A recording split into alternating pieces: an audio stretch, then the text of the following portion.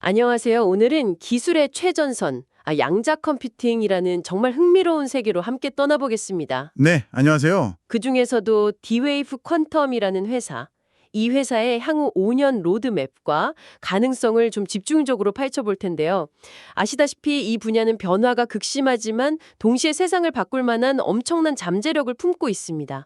D-Wave는 그 안에서 아주 독특한 길을 걷고 있고요. 맞습니다. 양자 컴퓨팅 기술 자체가 아직은 뭐랄까 초기 개발 단계에 머물러 있죠. 하지만 많은 전문가와 기업들은 앞으로 한 5년, 길게는 2030년쯤에는 상업적으로 의미 있는, 그러니까 실제 비즈니스 문제를 해결할 수 있는 수준의 기술이 등장할 것으로 기대하고 있습니다. 네, 그렇죠. 오늘 우리가 나눌 이야기는 바로 이 미래의 그림 속에서 D-Wave가 어떤 역할을 맡게 될지, 그리고 이 회사를 바라볼 때 어떤 점들을 좀 주의 깊게 살펴봐야 할지에 대한 심도 깊은 분석이 될 겁니다. 네, 좋습니다. 그럼 D-Wave만의 기술적 특성은 무엇인지, 또 경쟁이 치열한 시장에서 어떤 위치를 점하고 있는지, 그리고 앞으로 5년 동안 어떤 가능성과 마주하게 될지, 위험 요인들은 무엇인지 하나씩 차근차근 짚어보겠습니다. 자, 그럼 본격적으로 시작해 볼까요? 네, 대부분의 양자 컴퓨팅 기업들이 마치 만능 도구처럼 어떤 계산이든 더 빠르게 처리할 수 있는 범용 양자 컴퓨터 개발에 힘쓰고 있는 것과는 달리 D-Wave는 좀 다른 길을 택했습니다. 양자 어닐링이라는 특별한 방식에 집중하고 있다고요. 이게 정확히 어떤 기술이고 왜 D-Wave는 이 길을 선택했을까요? 네, 양자원 힐링은 흔히 생각하는 모든 계산을 빠르게 하는 그런 범용 기술과는 거리가 좀 멉니다. 기존 컴퓨터가 하는 모든 작업을 양자 현상을 이용해 더 빨리 처리하려는 일반적인 양자 컴퓨터 개발 목표와는 약간 결이 다르죠. 대신 양자원 힐링은 특정한 종류의 문제, 바로 최적화 문제를 푸는 데 있어서는 정말 놀라운 효율성을 발휘하도록 설계된 기술입니다. 최적화 문제요. 조금 더 구체적으로 설명해 주실 수 있을까요? 일상에서 접하는 문제 중 어떤 것들이 해당될까요? 아주 좋은 질문입니다. 최적화 문제는 말 그대로 여러 가지 가능한 선택지 중에서 가장 좋은 답을 찾는 문제입니다. 예를 들어서 수많은 도시를 거쳐 물건을 배송해야 할 때 가장 짧은 경로를 찾는다거나 한정된 예산으로 가장 효과적인 광고 조합을 찾아내는 것, 혹은 신약 개발 과정에서 수많은 분자 조합 중 가장 효과적인 후보 물질을 찾아내는 것 등이 대표적인 최적화 문제에 속합니다. 아하. 복잡한 물류 네트워크 최적화, 금융 포트폴리오 관리, 인공지능 모델 학습 과정에서의 효율성 증대, 심지어 일기예보 정확도를 높이기 위한 기상 패턴 모델링까지 그 응용 분야는 정말 무궁무진해요. 이런 문제들은 변수가 너무 많아서 기존 컴퓨터로는 최적의 해답을 찾는데 엄청난 시간과 자원이 소요되거든요. 와, 듣고 보니 정말 다양한 산업의 핵심적인 난제들이네요. 물류, 금융, 제약, AI, 기상 예측. 이런 분야에서 최적화가 얼마나 중요한지는 두말할 필요도 없겠죠.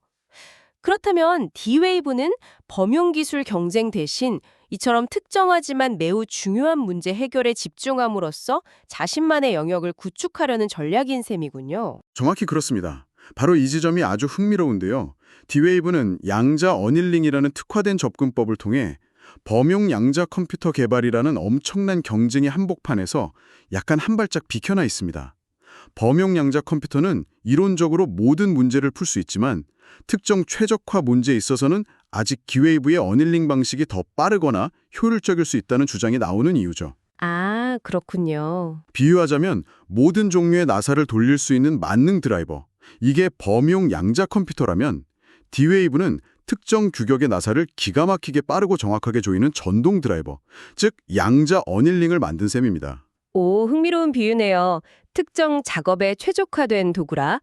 하지만 시장에는 이미 강력한 경쟁자들이 질비하지 않습니까?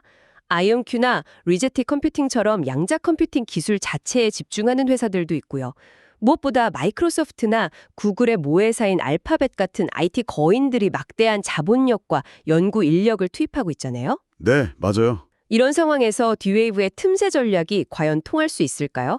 혹시 범용 기술이 막 빠르게 발전해서 어닐링의 장점을 금방 따라잡는 시나리오는 없을까요? 네, 날카로운 지적이십니다. 당연히 그런 위험은 존재합니다. 특히 범용 양자 컴퓨팅 분야의 경쟁은 정말 상상을 초월할 정도로 치열하죠. 거대 기술 기업들은 단순히 기술 개발뿐만 아니라 클라우드 플랫폼을 통해 양자 컴퓨팅 서비스를 제공하려는 움직임까지 보이고 있고요. 하지만 D-Wave의 전략은 정면 대결을 피하는 데 있습니다. 만약 양자 어닐링 방식이 특정 산업 분야의 핵심적인 최적화 문제에서 실질적인 성능 우위를 입증하고 고객들이 그 가치를 인정해서 기꺼이 비용을 지불하게 된다면 그러면 D-Wave는 독자적인 생태계를 구축할 수 있습니다. 아하. 범용 컴퓨터거라 모든 것을 할 수 있게 되기까지는 아직 시간이 걸릴 것이고 그 사이에 특정 문제 해결 능력으로 시장을 선점하겠다는 계산이죠. 물론 말씀하신 것처럼 범용 기술의 발전 속도가 예상을 뛰어넘는다면 D-Wave의 입지가 좁아질 위험도 분명히 존재합니다. 이것이 바로 D-Wave를 둘러싼 불확실성의 핵심 중 하나입니다. 그렇군요. 단순히 기술의 경쟁이 아니라 어떤 종류의 문제를 먼저 그리고 더 잘 푸느냐의 경쟁으로 봐야겠네요. 자신들의 강점인 양자 어닐링을 통해 최적화 문제 해결 능력을 극대화하고 이를 통해 특정 시장을 선점하려는 전략. 성공한다면 정말 영리한 접근이지만 그만큼 위험 부담도 안고 가는 셈이군요. 맞습니다. D-Wave의 사례는 기술 스타트업이 거대 기업들과의 경쟁 속에서 어떻게 자신만의 길을 찾아 나서는지를 보여주는 흥미로운 케이스 스터디가 될 수 있습니다. 기술 개발의 방향 설정이 얼마나 중요한지를 시사하죠. 자, 그럼 이제 가장 궁금한 지점, 바로 앞으로 5년 후의 전망으로 넘어가 보겠습니다. 많은 전문가들이 실제로 비즈니스에 유용한 양자 컴퓨팅 기술이 상용화되려면 최소 5년, 어쩌면 2030년까지는 기다려야 할 수도 있다고 예측합니다. 이 기간 동안 D-Wave는 어떤 모습일까요?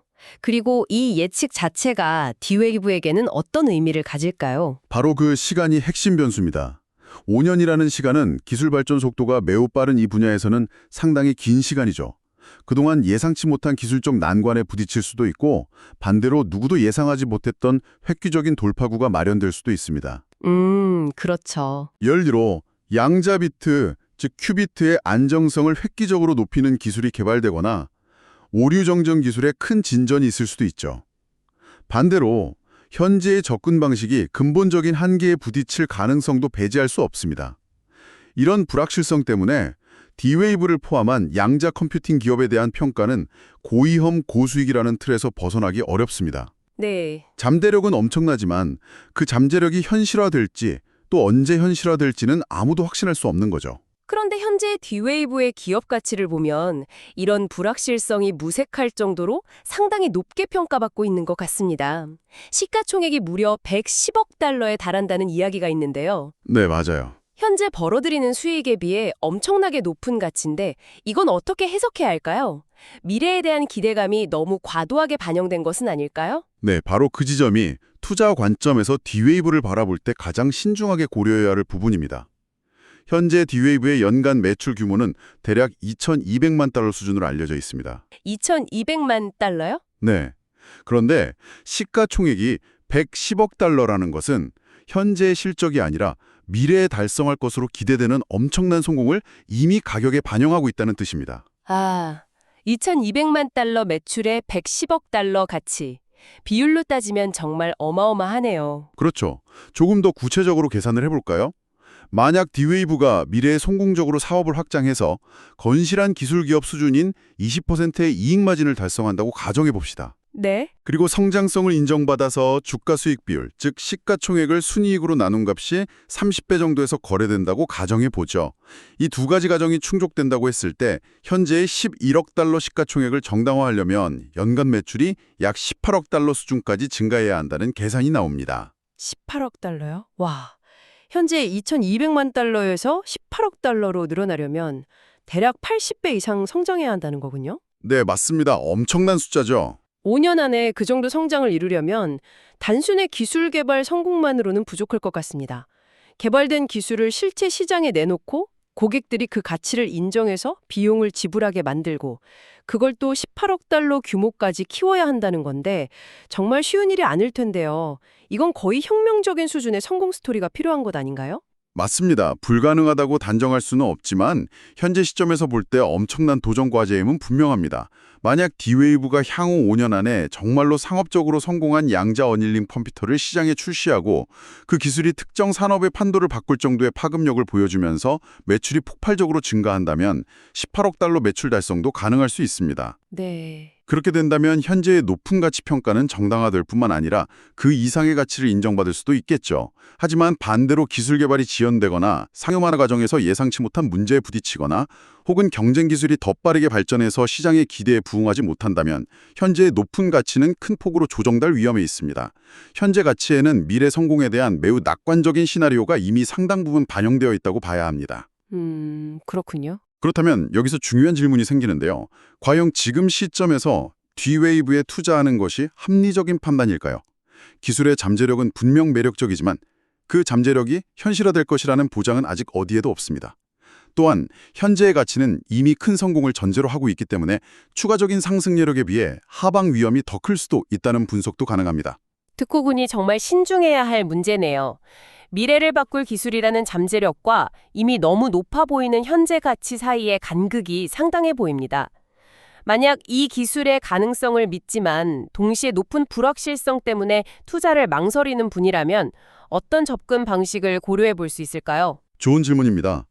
만약 D-Wave의 기술과 비전에 깊이 공감하고 높은 위험을 감수하더라도 그 잠재력에 투자하기로 결정했다면 가장 중요한 원칙은 역시 투자 규모의 조절입니다. 투자 규모 조절이요? 네, 즉 전체 투자 포트폴리오에서 아주 작은 비중만을 할애하는 것입니다. 설령 최악의 경우 투자한 금액 전부를 잃게 되더라도 전체 자산 운용에 치명적인 영향을 미치지 않을 정도의 규모로 제한하는 것이 현명합니다. 네, 그렇죠. 이런 유형의 투자는 대박 아니면 쪽박이 될 가능성이 높기 때문에 감당할 수 있는 수준의 위험만을 선택하는 것이 중요합니다. 잠재 수익률이 높다는 이유만으로 섣불리 큰 비중을 투자하는 것은 매우 위험한 접근 방식입니다. 잃어도 괜찮은 돈의 범위 내에서 접근하는 것이 핵심입니다. 네, 포지션 사이징의 중요성을 다시 한번 강조해 주셨네요. 잠재력은 분명 눈길을 끌지만 현실적인 위험 요인들을 냉철하게 분석하고 감당 가능한 범위 내에서 신중하게 접근해야 한다는 말씀으로 이해됩니다. 맞습니다. 자, 오늘 D-Wave 퀀텀이라는 흥미로운 기업에 대해 깊이 있게 이야기를 나눠봤습니다. 정리를 해보자면 D-Wave는 양자 어닐링이라는 독티판 기술을 통해 범용 양자 컴퓨터와는 다른 길을 걷고 있습니다. 네, 특히 최적화 문제 해결의 강점을 보이며 이를 통해 경쟁이 치열한 시장에서 자신만의 틈새 영역을 구축할 가능성을 보여주고 있죠. 하지만 기술의 완전한 상용화까지는 아직 시간이 필요하고 무엇보다 현재의 기업 가치는 미래의 매우 큰 성공을 미리 반영하고 있어 투자에는 상당한 위험이 따른다는 점을 확인했습니다. 그렇다면 이 모든 것이 우리에게 시사하는 바는 무엇일까요? 결국 D-Wave의 명우는 향후 5년 안에 그들의 특화된 기술이 실제 시장에서 얼마나 강력한 경쟁력을 발휘하고 고객들의 지갑을 열게 할 수 있느냐에 달려 있다고 정리할 수 있겠네요. 네, 정확합니다. 핵심은 결국 시장 검증입니다. D-Wave의 양자 어닐링 기술이 과연 물류, 금융, 제약 등 특정 산업 분야에서 기존의 어떤 방식보다 월등히 뛰어난 효율성으로 복잡한 최적화 문제를 해결해 줄 수 있을 것인가? 그리고 그 해결 능력이 기업들에게 실질적인 경제적 가치를 제공하여 기꺼이 높은 비용을 지불할 만큼 매력적일 것인가? 이 질문들에 대한 답이 앞으로 5년 동안 어떻게 나오느냐에 따라 D-Wave의 미래는 극명하게 갈릴 것입니다. 네. 성공한다면 현재의 높은 기대를 뛰어넘는 게임 체인저가 될 수도 있겠지만 그렇지 못하다면 기대와 현실의 간격을 메우지 못하고 큰 어려움을 겪을 수도 있습니다. 그렇겠네요. 오늘 D-Wave의 사례를 통해 우리는 특정 문제 해결에 집중하는 특화 기술과 모든 것을 해결하려는 범용 기술의 발전 경로라는 흥미로운 주제를 접했습니다. 여기서 마지막으로 여러분께 한 가지 생각해 볼 만한 질문을 던져드리고 싶습니다. 네, 어떤 질문인가요? 앞으로 양자 컴퓨팅 산업이 본격적인 성장 궤도에 오르게 되면 과연 D-Wave와 같이 특정 문제 해결에 최적화된 접근 방식이 꾸준히 영향력을 발휘하며 독자적인 영역을 구축하게 될까요? 아니면 초기에는 특정 문제부터 공략하더라도 결국에는 어떤 문제든 처리할 수 있는 강력한 범용 양자 컴퓨터가 시장 전체를 지배하게 될까요?